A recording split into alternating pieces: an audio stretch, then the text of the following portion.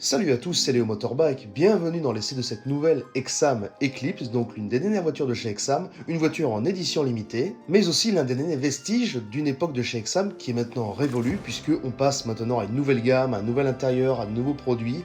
C'est la dernière qui a été faite avant la sortie de ces nouveaux produits, moi je filme actuellement en avril, donc c'est parti pour cette Exam Eclipse.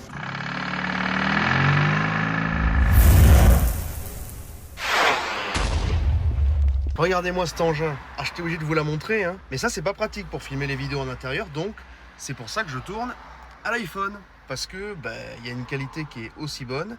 Et ça, c'est pas très pratique, notamment au niveau de l'angle de vue, qui est bien mieux sur l'iPhone. Et ben voilà, on a rangé le boîtier, on a sorti l'iPhone, et on se retrouve pour la partie présentation de la voiture. Donc, on a cette petite voiture, l'Exam City Eclipse. L'Eclipse, qu'est-ce que c'est en réalité? C'est une édition limitée sur la base d'une Exam City Sport. On peut le voir avec ces jantes là qui sont proposées sur l'Exam City Sport et globalement sur les modèles intermédiaires, genre sur la Coupé Sport ou sur la Crossline Premium ou Crossover Premium, etc. Donc c'est vraiment une voiture qui est milieu de gamme et où on a fait tout simplement une édition limitée pour que ce soit un petit peu sympa. Pour ceux qui se souviennent de la Ligier JS50 Black 1000, c'est exactement le même principe, c'est une édition limitée. Alors elle se caractérise par tout simplement, vous le voyez devant vos yeux ébahis en plus, vous avez de la chance puisque l'iPhone colore légèrement plus, augmente la saturation, ce qui fait que ça ressort encore plus, mais vous avez tout simplement la caractéristique carrosserie bleue avec des inserts, carrosserie noire, excusez-moi, avec des inserts bleus. C'est le même bleu qu'on va retrouver notamment sur la Minoto. Alors, vous m'excuserez ce lapsus, la Minoto n'existe plus, maintenant c'est l'Exam Easy. Et en fait, je triche un petit peu, je tourne en avril. C'est pour ça que l'Exam Easy arrive après cette voiture-là, parce que j'ai tout simplement tourné cette vidéo avant. Alors peut-être que j'intervertirai et que finalement celle-ci sortira après. Les petites jantes, comme je vous le disais, tout simplement des versions sport et des versions premium. Et puis voilà, on a quelque chose qui reste simple, quelque chose qui va évoluer d'ailleurs, hein. Sachez que cette vidéo est très certainement la dernière vidéo où vous voyez ce type de voiture, ce type de carrosserie, ce type d'intérieur aussi, puisque tout ça a été revu et la copie a été complètement revue et ça va changer d'ici cet été. Alors vous devrez attendre forcément cet été, moi je verrai. Donc voilà. Et voilà, je bascule le téléphone en mode grand angle parce que j'ai envie pour une fois de commencer par le coffre. Alors pour le coffre, simple pression sur ce petit bouton, le coffre s'ouvre. Attention parce que les vérins sont relativement puissants quand même. On pourrait presque tout simplement, comme on peut ouvrir le coffre avec la clé aussi, on pourrait presque le laisser pour monter tout seul. On a un coffre qui est plutôt important, d'une capacité de 422 litres.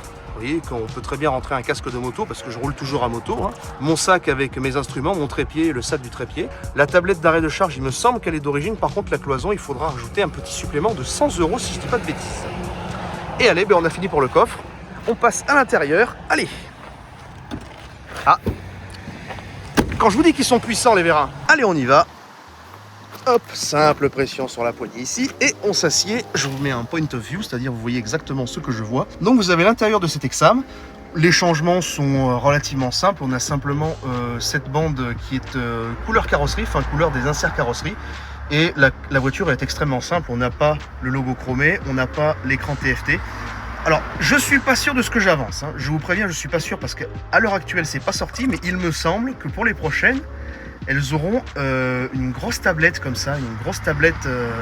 Je pense que cette partie-là sera tactile comme chez Mercedes. Bon, voici approximativement la seule photo correcte que j'ai pu trouver de ça. C'est même pas sur le site d'Exam, mais il a fallu que je cherche à droite, à gauche, sur Facebook, sur des trucs comme ça. Et c'est la seule photo honnête que j'ai réussi à vous trouver. Voilà. Un autoradio classique, un DIN, la boutonnerie de chauffage et de ventilation. Il me semble que la clim est en option, mais je ne sais pas. Donc je vous préciserai évidemment ici avec un oui ou un non.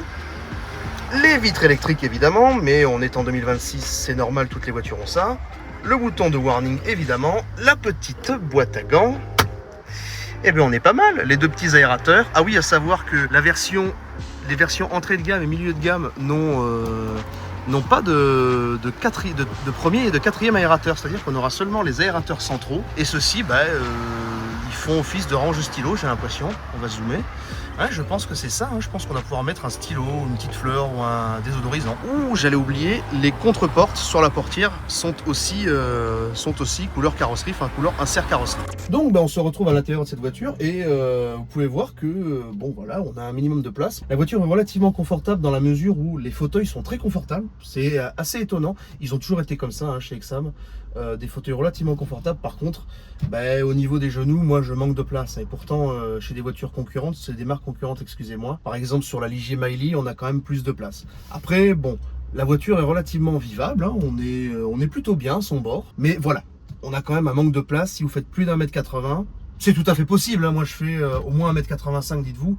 Donc ça passe, mais il y a des voitures quand même à la concurrence où il y a plus de place, hein. Maintenant, je vous propose de passer sur l'une des choses les plus importantes, c'est-à-dire le moteur, parce que mine de rien, j'en ai filmé qu'un, un moteur Kubota injection. Allez. Donc ce petit moteur bicylindre, diesel, injection directe maintenant, programmé par calculateur, d'une puissance de 8 chevaux d'In, 21 Nm de couple et d'une consommation de diesel de 4,3 litres au 100 selon le constructeur bien sûr. Pour ceux qui connaissent un petit peu le sans permis, c'est le bloc Z482, sauf que ici il a été quand même modifié puisqu'on lui a ajouté une injection électronique, un common rail, un catalyseur et forcément pour faire fonctionner le moteur, un calculateur. Donc on va voir un petit peu ce que ça donne et ce que moi j'en pense tout simplement. Allez, c'est parti, on y va pour l'essai. Hop! Donc voilà, on se retrouve à l'intérieur, oui j'ai un petit peu bougé la voiture, on se retrouve à l'intérieur de cette petite Exam City Eclipse pour tester son moteur, hein, Kubota injection électronique. Donc on va démarrer, on va voir ce que ça donne. Voilà, ça prend quand même une petite demi-seconde à 1 seconde, sachant que la voiture a un peu chauffé. Donc voilà. On a toujours au départ un peu de bruit parce que le moteur forcément a une grosse compression, enfin ça explose très fort à cause de l'injection directe électronique. Et en plus le moteur tourne à un régime qui est relativement haut, hein. Donc on va voir ce que ça donne tout simplement sur la route, le temps d'y aller. En plus ici c'est assez révélateur parce que c'est assez difficile. On y va. Alors, c'est pas transcendant, par contre il y a une réelle volonté du moteur de monter en régime assez vite. Donc c'est pas désagréable. On est loin d'une Exam électrique, hein, qui sont parmi les voitures 100 000 les plus rapides qui soient vendues actuellement, mais paradoxalement ça avance. Et puis surtout, il faut se rappeler que ces voitures sont neuves. Et en fait ce que j'ai appris, c'est que les voitures, quand elles sont bien rodées, elles vont plus vite. Et comme celles-là, elles ne doivent pas être rodées du tout, le moteur doit être à son premier démarrage. Quand j'ai démarré pour la première fois, donc voilà. On a toujours en phase d'accélération un peu de bruit, surtout que le moteur tourne assez haut dans les tours. On est à 3000, 3500 tours, 3200 je crois que c'est précisément. Mais ça se fait relativement. On va voir. Bon, ici c'est une descente, donc forcément elle va aller à 50 relativement facilement. Là le volume sonore se coupe puisqu'on imagine que l'injection devient beaucoup moins forte, voire nulle. Et là c'est relativement correct au niveau sonore. Après j'ai fait l'expérience sur caméra chez moi de prendre une voiture normale et de rouler tout le temps à 3000 tours, ça fait du bruit aussi, donc c'est surtout ça qui occasionne ceci. On va passer sur un ralentisseur. Hop. Pas d'assistance au freinage, du coup la pédale est assez dure, mais ça le fait. Vous voyez, la voiture a repris en termes de régime plutôt pas mal. C'est assez franc et assez vif en termes de montée en régime. On peut voir que c'est pas instantané parce que la cartographie est faite comme ça, tout simplement pour pas avoir, comment dirais-je, d'à-coups. Il y avait beaucoup d'à-coups sur les anciens moteurs, que ce soit Kubota ou peut-être un petit peu aussi les moteurs Lombardini Progress. Là on en a beaucoup moins, parce que les deux constructeurs qui fabriquent du diesel en ce moment, à savoir Exam et Ligier, ont quand même fait un certain effort. Hop, on freine. Les suspensions, vous voyez ça par contre, ça, il y a eu un petit à-coup. Ça c'est à cause du système d'embrayage qui est relativement simple et qui est le plus gros défaut selon moi de la voiture sans permis aujourd'hui. Pas celle-ci en particulier, mais de la voiture sans permis diesel. Il faudrait un convertisseur de coupé. Là on s'égare. Donc on va arriver dans une petite succession de virages. On ralentit et la voiture elle passe, hein, malgré tout. Parce que là je vais relativement vite, hein, je suis à 40 km/h. Alors vous allez me dire, oui 40 km/h c'est lent. Oui c'est lent sur une route de campagne, mais ici on est dans une zone industrielle limitée à 30. Donc ce sont des virages qui sont extrêmement serrés. Je trouve que la voiture se comporte relativement sainement. Et on va couper.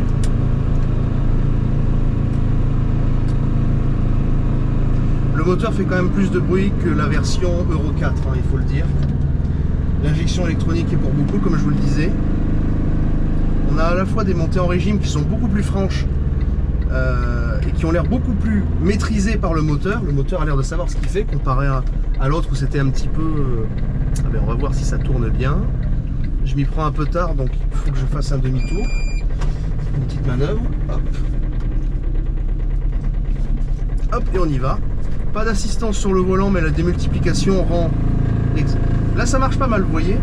Depuis que j'ai fait quelques kilomètres, c'est-à-dire j'ai été dans la zone industrielle, pas plus, le moteur reprend mieux. Donc je pense que après un bon rodage, il y aura quand même une certaine différence. Après là, on est sur un faux plat évidemment, mais en tout cas, elle ne bronche pas. Montée en régime, c'est petit Exam. On va ralentir un petit peu, mais en tout cas, ça passe. Moi je suis quand même un peu serré hein, par contre, autant la voiture se conduit, autant au niveau des jambes, moi j'ai l'habitude, hein, c'est pour ça que je vous dis quand je suis un peu serré qu'une voiture est confortable, c'est que moi j'ai l'habitude de mon gabarit. Hop, on va faire un freinage, pas forcément d'urgence, mais en tout cas un petit peu. Ah oui, il n'y a pas d'assistance, hein. Ça j'ai oublié, il n'y a vraiment pas d'assistance. Vraiment appuyer beaucoup pour que la voiture fasse quelque chose. Regardez. Effectivement. Allez, on est parti pour le petit 0 à 50. Dès qu'on est passé de l'autre côté de cette butte. Allez, c'est parti. 3, 2, 1.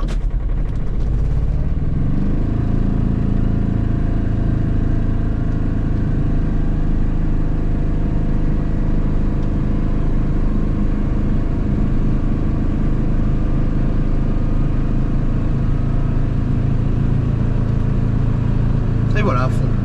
Même avec une petite seconde de retard hein, de mon côté. Mais là peut-être parce qu'il fait relativement chaud. Que j'ouvre pas la mauvaise parce qu'il y a la GoPro qui est collée sur l'autre. Ah là c'est mieux. Oh putain. Donc voilà, on reprend, mais il y a quand même une certaine inertie. Une certaine inertie due à la cartographe. Oula, il est passé près celui-là. Hop. On va passer doucement sur le Dodane. Les suspensions filtrent bien par contre. Hein. Les jantes elles sont pas trop grosses, je crois que c'est du 15 sur celle-là. C'est vraiment l'idéal en fait parce qu'on a des jolies jantes et que bon ben voilà ça filtre relativement donc voilà comme je disais tout à l'heure les fauteuils sont plutôt confortables. C'est dommage qu'on ait ce manque de place parce que ça pourrait être vraiment intéressant. Oui je sais, t'es plus rapide, allez voilà pour freiner. Ah là là, on le sait tous hein, qui dépassent non pas parce qu'ils en ont besoin mais parce que pour se convaincre qu'ils sont plus rapides.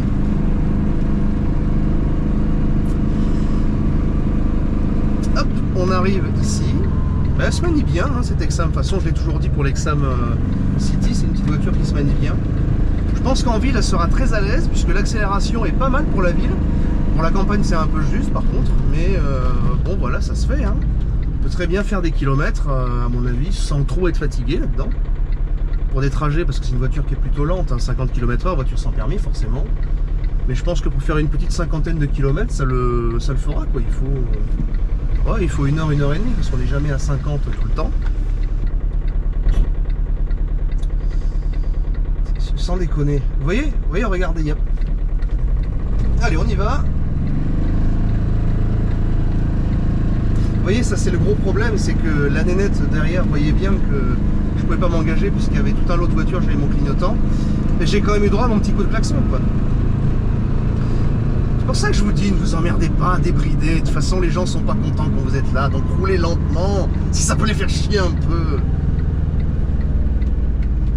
Hop, donc on va se garer. On va se garer tranquillement. Hop, un petit coup d'accélérateur. Et voilà, une fois qu'elle a fait quelques kilomètres, le moteur est déjà plus vif que la première fois où je l'ai démarré, donc voilà quoi. Donc je pense qu'au bout de 2000 km, bon bah ça avancera un petit peu. Bien, on arrive à la fin de ce périple, de la fin de ce petit essai tout simplement. Pour ce qui est du tarif du véhicule, il est à 15 000 €, 14 990 si je ne m'abuse. Donc voilà, c'était le test de cette petite Exam City Eclipse. Moi je vous dis à la prochaine pour de nouvelles aventures. C'était le Motorbike. Abonnez-vous, laissez un like si la vidéo vous a plu et je vous dis à la prochaine. Ciao!